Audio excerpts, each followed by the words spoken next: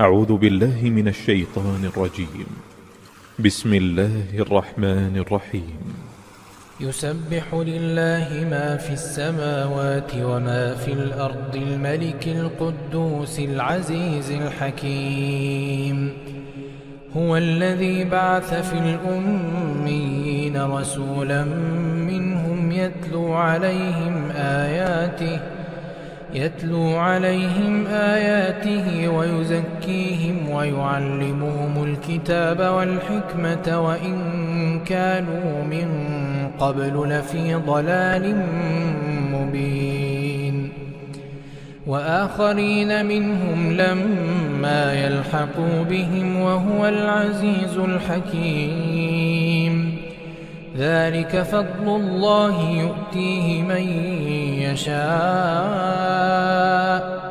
والله ذو الفضل العظيم. مثل الذين حملوا التوراة ثم لم يحملوها كمثل الحمار يحمل أسفارا بئس مثل القوم الذين كذبوا بآيات الله والله لا يهدي القوم الظالمين. قل يا أيها الذين هادوا إن زعمتم أنكم أولياء لله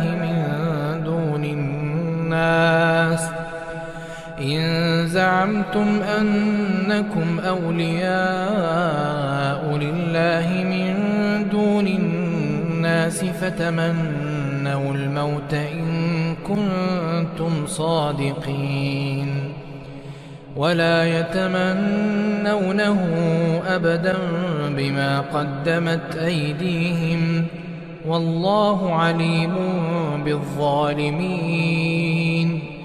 قل إن الموت الذي تفرون منه فإنه ملاقيكم ثم تردون إلى عالم الغيب والشهادة فينبئكم بما كنتم تعملون. يا أيها الذين آمنوا إذا نودي للصلاة من يوم الجمعة فاسعوا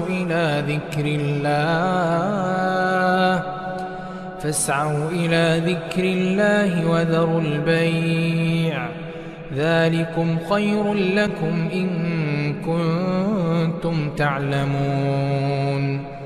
فإذا قضيت الصلاة فانتشروا في الأرض وابتغوا من فضل الله واذكروا الله كثيرا لعلكم تفلحون. وإذا رأوا تجارة أو